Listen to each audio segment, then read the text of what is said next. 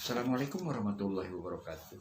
Para pemirsa YouTube yang berbahagia, melanjutkan tentang saran Kang Dedi NT dalam DW garis miring SP atau spiritual dan dakwah.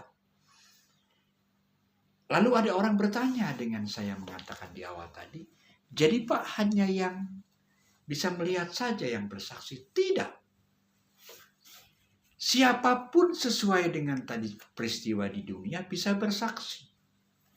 Yang tuli bisa bersaksi keimanannya kepada Tuhan, yang pincang bisa bersaksi keimanannya Tuhan. Hanya orang gila yang tidak bisa bersaksi akan kekuasaan Tuhan. Lalu apa makna yang terdalam, Pak, dengan bersaksi itu sebenarnya? Aku bersaksi tiada Tuhan selain Allah. Jika manusia sadar pikirannya, kokoh sikapnya, iman hatinya, percaya akal pikirannya, jasmaninya menyaksikan. Jadi yang bisa bersaksi akan adanya Tuhan adalah segenap jiwa raga di tubuh kita.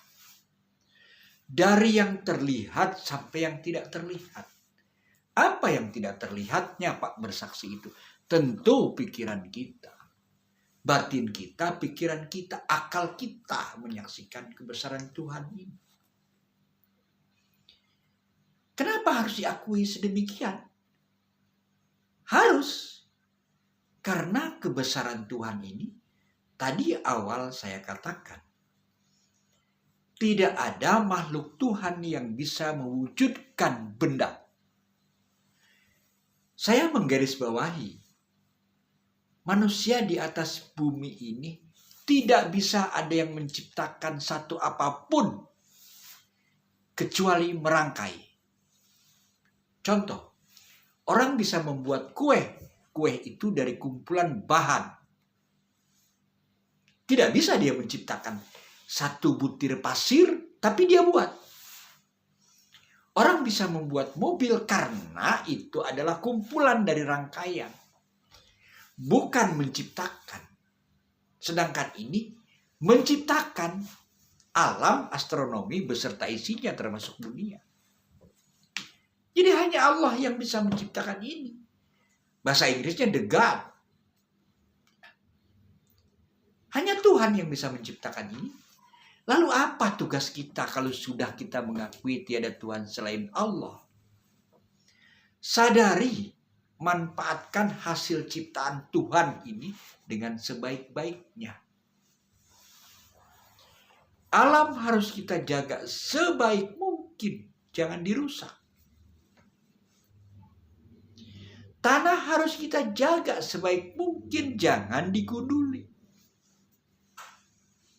Bukankah firman Allah banyak berkata, wahai manusia, kutaburkan benih di lapang di muka bumi ini untuk kau nikmati.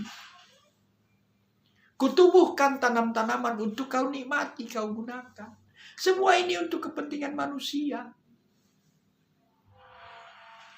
Jadi laksanakan manfaatnya tentang semua ini. Jadi kalau ditanya oleh orang, baik orang non-Islam maupun siapapun, sejak kapan manusia bersaksi? Sejak saya mengetahui keimanan kepada Tuhan. Gak usah disebutkan usianya. Bisa saja usia 7 tahun, 10 tahun, 15 tahun. Ketika masa kecil dia sampai remaja dia tidak beriman, hidupnya semau-mau.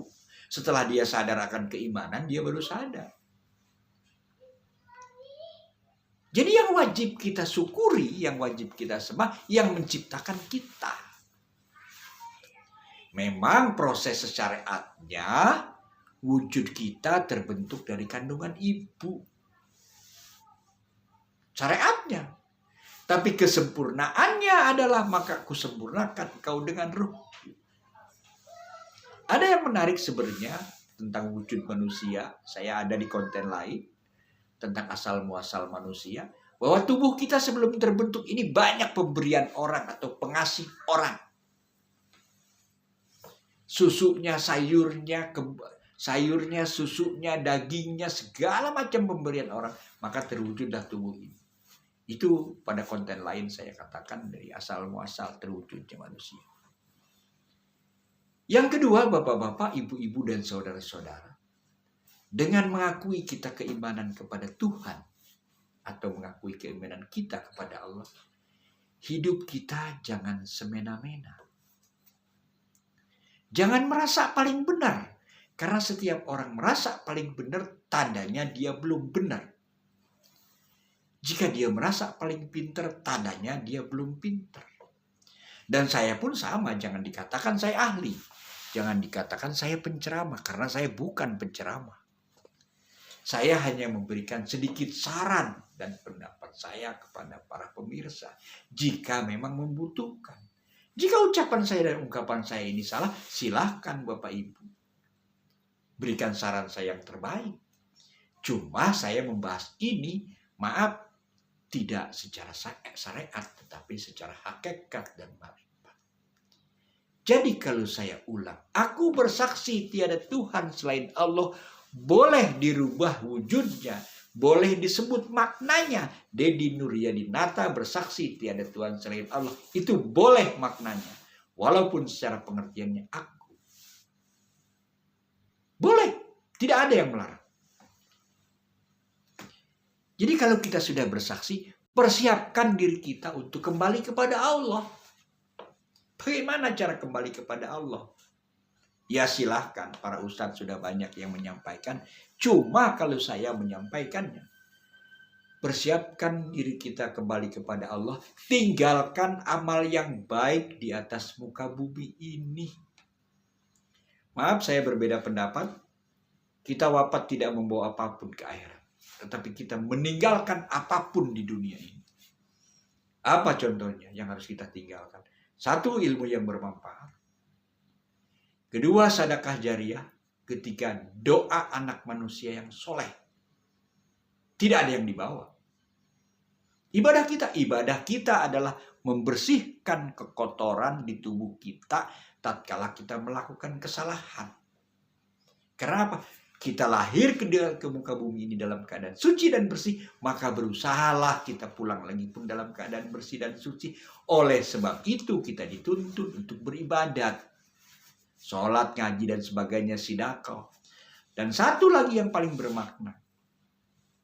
Ada bunyi hadis yang mengatakan, ya, ini bunyi hadis yang mengatakan, bukan saya. Menjadi pemaaf itu jauh lebih baik daripada sedekah jariah uang. Saya sampaikan kepada bapak-bapak, ibu-ibu, saudara-saudara, para pemirsa, penonton YouTube yang berbahagia.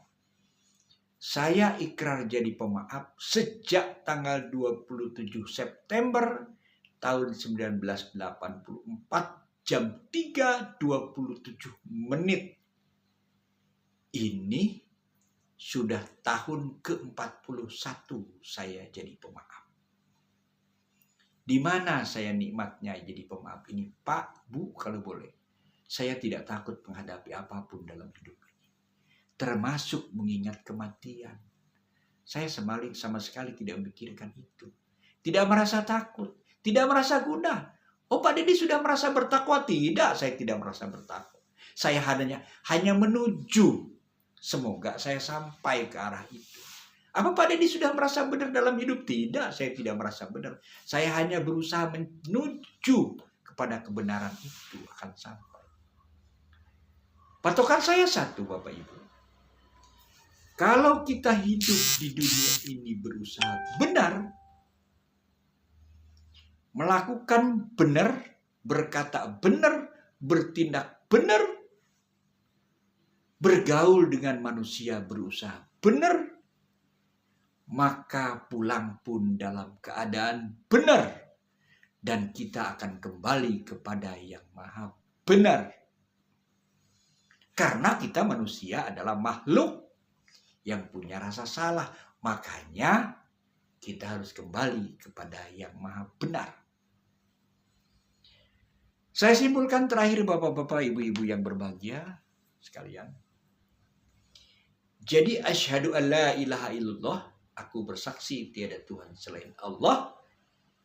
Jiwa raga kita, pikiran kita harus kita kokohkan, kita satukan untuk percaya akan kekuasaan Tuhan, untuk percaya kepada hasil ciptaan Tuhan, dan hasil ciptaannya itu harus kita jaga. Baik diri kita sendiri yang menjaganya, maupun kita harus menjaga sesama manusia. Dan jalinlah hubungan yang baik sesama manusia, karena ada perintahnya hablum minallah dan hablum minanas. Bergaul yang yakini kepada Allah setakwa seiman mungkin, dan bergaulah manusia sebaik mungkin. Ingat, yang namanya sesama manusia bukan hanya sesama muslim. Sesama manusia itu siapapun manusia, kita harus berbuat baik, minimal tidak menyakiti orang lain.